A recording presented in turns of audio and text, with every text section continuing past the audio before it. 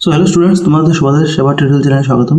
So দেখো, আজকে আমরা তোমাদের ক্লাস 9 এর বেঙ্গলের সেকেন্ড চ্যাপ্টার খাই খাইটা ডিসকাস করবো। সো দেখো, এমনি তো কবিতাটা খুব ইজি, তোমরা আমি না বোঝালেও আরামসে বুঝতে পারবে, বাট আমার দিক থেকে আমি চেষ্টা করবো তোমাদের লাইন বাই লাইন এক্সপ্লেন করে দিই, যাতে তোমাদের মাথায় জিনিসটা একটু ঢুকে যায়। কোশ্চেনটা বাই চান্স যদি ভুলেও যাও, তোমাদের আনসারটা মনে থাকে, ঠিক আছে? যদি কোশ্চেন রেডিমেড ভুলে যাও তখনও অবভিয়াসলি এই পাঠায় বেশি কোশ্চেন নাইও, আমরা কোশ্চেনটা আরামসে ডিসকাস করবো। দেখো, কবিতাটা বুঝবো। সুকুমার রায়ের একটা কবিতা, এই কবিতাটা একটা হাস্যরস কবিতা, মানে একটা কমেডির কবিতা, মানে তোমাদের মুখে যেমন হাসি ফুটে ওঠে, এর জন্য কবি সুকুমার রায় এই কবিতাটা লিখেছেন, ঠিক আছে? তো দেখো, কবিতাটা কি বলছে, বলছে খাই খাই করো কেন, এসো বসো আহারে। তো বলছেন কবি এখানে প্রথমেই যে সব সময় কেন তুমি খাই খাই বলছো, এসো, এসে আরামসে বসে ঠিকভাবে আরামসে খাও, আস্তে খাও, খাই খাই করে রাক্ষসের মতো খাওয়ার দরকার নেই, এটাই বলছেন।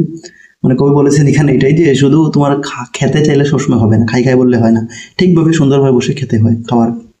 খাওয়া খাওয়ার আজব খাওয়া, এটা খাওয়াবো আজব খাওয়া।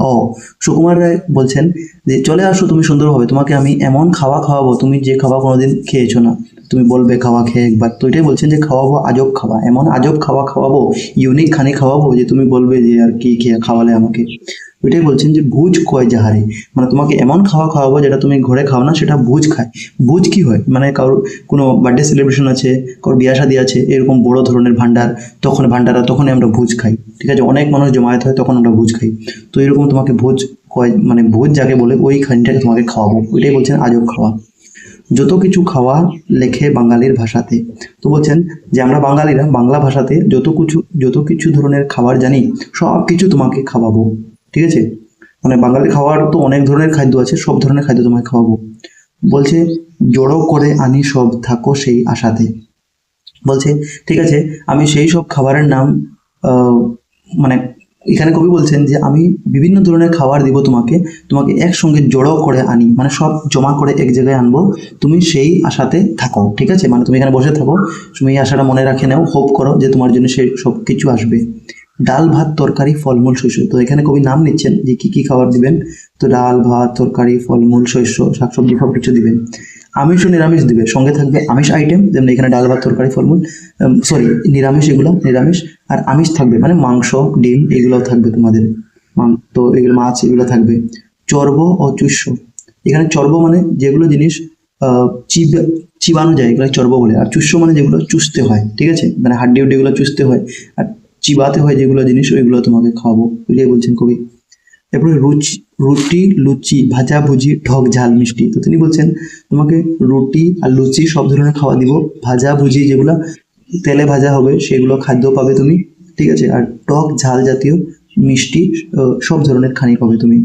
ময়রা ও পাচকের যত কিছু সৃষ্টি, তো দেখো এই লাইনটা কি বলছে এখানে, ময়রা ও পাচক। দেখো ময়রা বা পাচক কাকে বলে জানো, মানে যারা রান্না বান্না করে, মানে যেরকম ভুজ আছে, ভুজের মধ্যে কে রান্না করে? তো একজন ঘরের মানুষ, তো আমরা যখন ঘরে খানি খাই 4 জন 5 জন 10 জন, তো ঘরের মানুষ রান্না করে, তাকে পাচক বলা যায় না। কিন্তু যখন বেশি মানুষের একসঙ্গে খানি বানায়, রাঁধুনি বলতে পারো।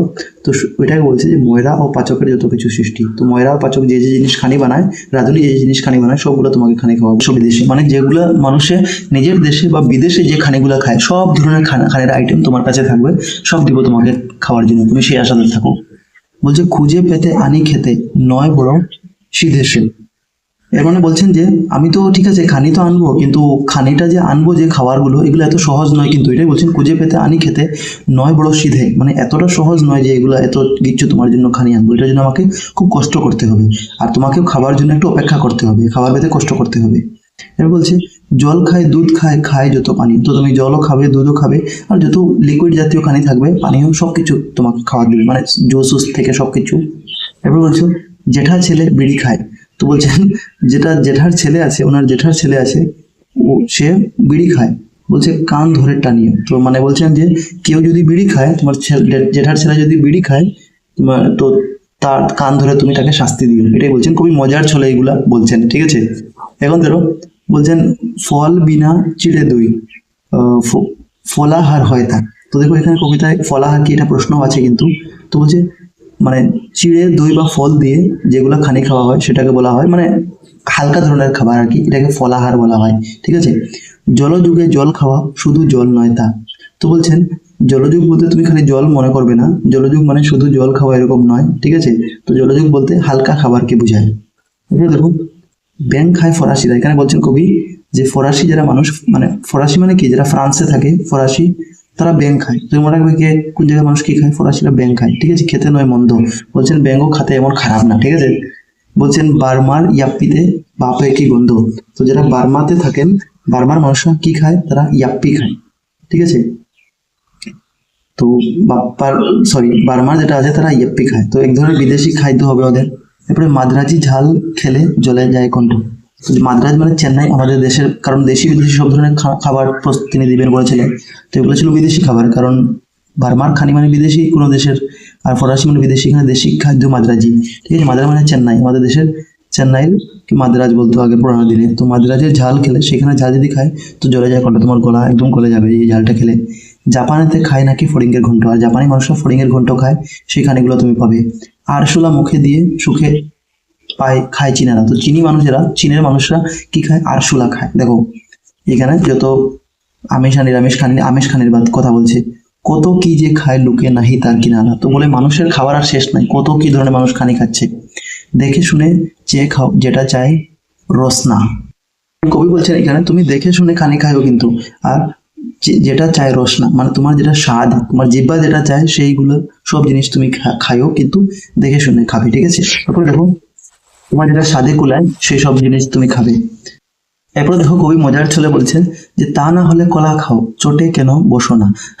মানে কবি বলছেন এখানে, তো তোমার যদি অত কিছু খাবার ইচ্ছা নাই, তো বেশি আর কিছু খেতে হবে না, তুমি এক কাম করো, বসে বসে না হলে কলা খাও, কিন্তু অস্থির হইও না, ঠিক আছে। খাবার জন্য তুমি চটো কেন মানে অস্থির হবে না, স্থির হয়ে থাকো, কিন্তু তুমি কলায় অত সময় খাও যখন পর্যন্ত অন্য খানি আসছে, তুমি অপেক্ষা করো। ওইটাই বলছেন কবি এখানে, শান্ত হয়ে খাওয়ার কথা বলছেন এই লাইনের মাধ্যমে। সবে হলো খাওয়া শুরু, শুনো শুনো আরো আরো খায়। তো এখানে কবি বলছেন যে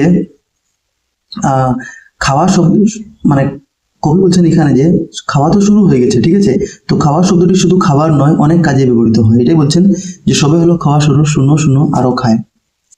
সো দেখো এখানে যেটা বলছিলাম আমি, যে কবি এখানে খাওয়া শব্দটা খালি যে খানির অর্থে এটা বলেছেন না, এটা অনেক ধরনের আরো অন্য ধরনের খানি আছে। যেমন দেখো বলছে সুদ খায় মহাজনে, তো বলছে এখানে খালি খাওয়া যেটা পেট ভরে জিনিস না, এখানে মহাজন যেটা আছে সে কি সুদ খায় পেট ভরবে।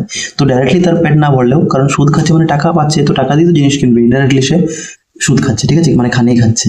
ঘুষ খায় দারোগা, দারোগা মানে পুলিশ, যে কি হচ্ছে সে ঘুষ খাচ্ছে। কবি এখানে বলেছেন বাবু যান হাওয়া খেতে চড়ে জুড়ি গাড়িতে। সেখানে কবি বলছেন যে যিনি বাবুরা আছেন তারা কি করে, জুড়ি গাড়িতে চড়ে হাওয়া খেতে যায়, মানে রিল্যাক্স হতে যায়, ঠিক আছে। এখানে জুড়ি গাড়ি বলতে ঘোড়ার গাড়ির কথা বলা হয়েছে, মানে বাবুরা ঘোড়ার গাড়ি চড়ে অফিসে তাদের হয়তো কাজে যাচ্ছেন, এটাই। খাসা দেখো খাপ খায় চাপকানা দাড়িতে। তো এখানে খাসা অর্থ তোমাদের বইয়ে দেওয়া আছে সুন্দর, ঠিক আছে। এখানে তোমাদের বইয়ের প্রথম দিকে অর্থ আছে খাসা অর্থ চমৎকার। একটু আগে রসনা শব্দ দেখেছিলাম, মানে এটা জিহ্বা হবে, এটা মনে রাখবে, মানে যেটা তোমার স্বাদ চায়, জিহ্বা রসনা। খাসা মানে চমৎকার বা সুন্দর।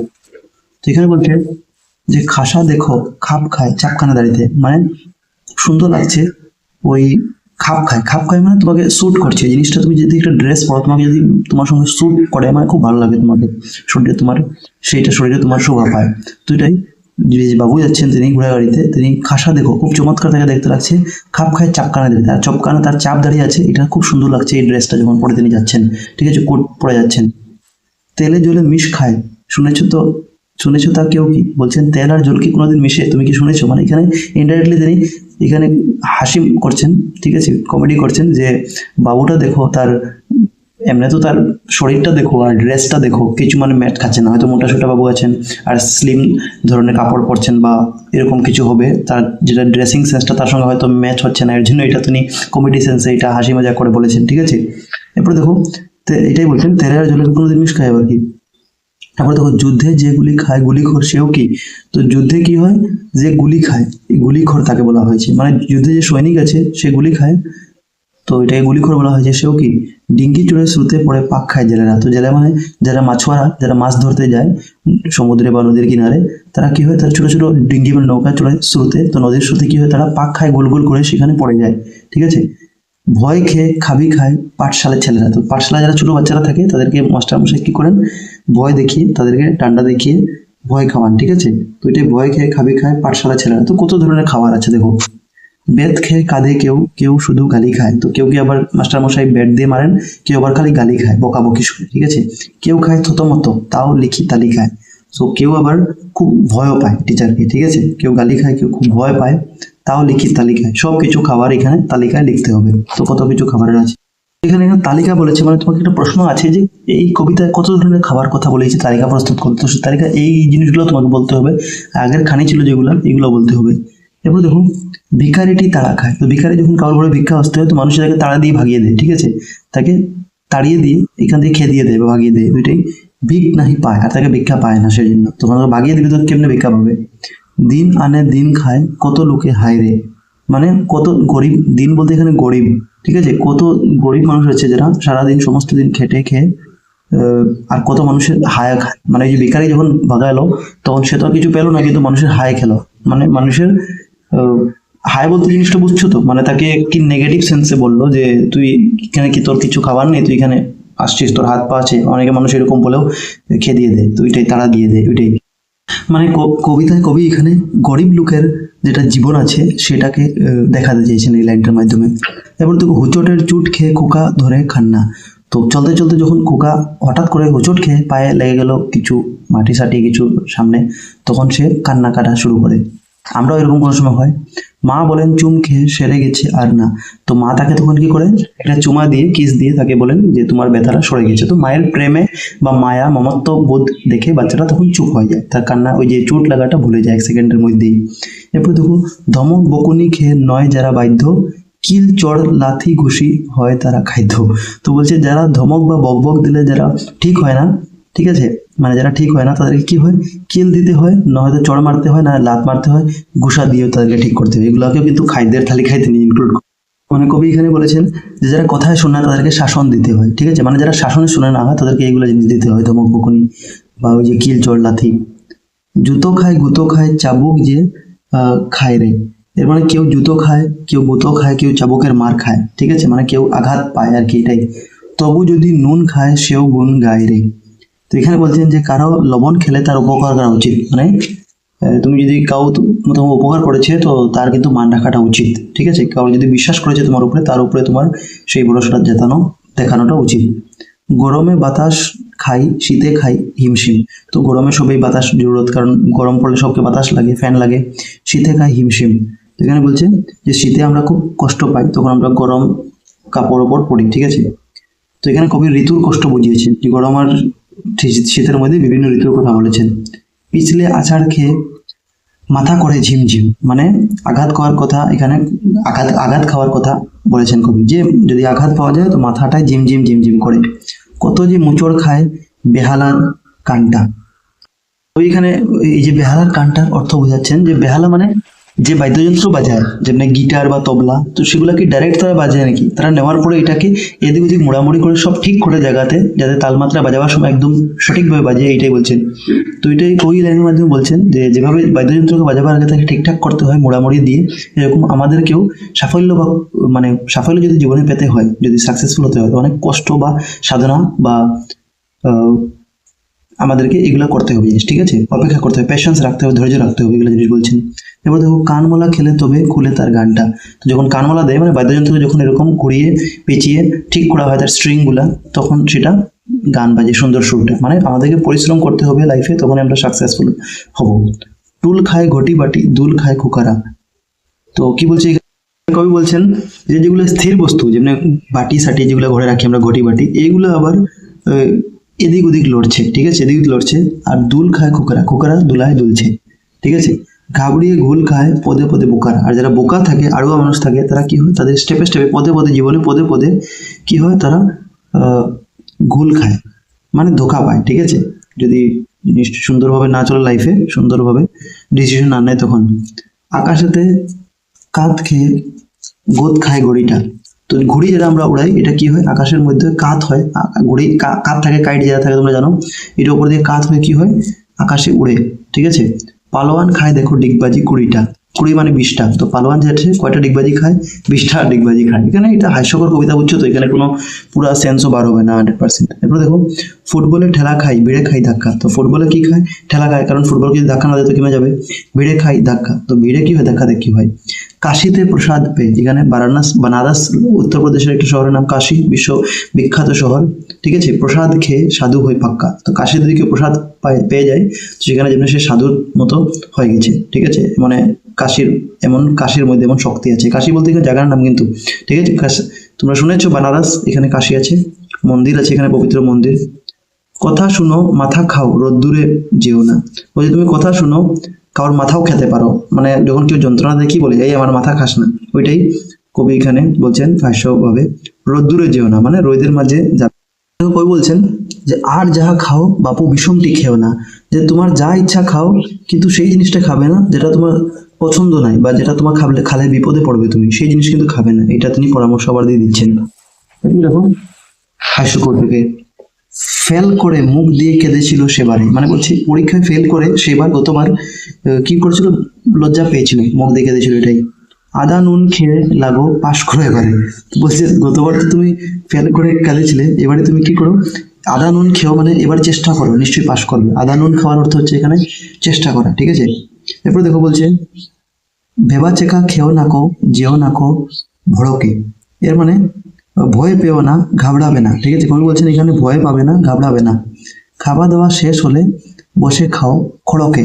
কি বলছেন এখানে, খাওয়া দাওয়া শেষ হলে বসে খাও, মানে খাওয়া শেষ হলে দাঁত পরিষ্কার করো। এখানে খাও খড়কে মানে দাঁত পরিষ্কার, খাওয়া দাওয়া শেষ করে তুমি তোমার দাঁতটা পরিষ্কার করে দাও। ঠিক আছে, মানে আমরা খালে কি হয়, আমরা দাঁতের মধ্যে কিছু ঢুকে গেলে আমরা কাটি উঠি নিয়ে এগুলা খুচাখুচি করি না। ঠিক বলছেন, তো দাঁত পরিষ্কার করো, এখানে অ্যাকচুয়ালি হাস্যকর ভাবে বলছেন তিনি। এত খেয়ে তবু যদি নাহি উঠে মনটা, বলে তুমি এত কিছু খেয়ে যদি মন না ভরে, খাও তবে কচু পোড়া, খাও তবে ঘন্টা। বুঝে তাহলে যা পাও তাই খাও, কচু পোড়াও খেতে পারো, ঘন্টাও খেতে পারো। তো এখানে দেখো একটা হাস্যজনক কবিতা ছিল, খুব সুন্দর কবিতা, অনেক বড় অবশ্য কবিতাটা আছে। তো আমরা কোশ্চেন আনসারও দেখবো নেক্সট ভিডিও।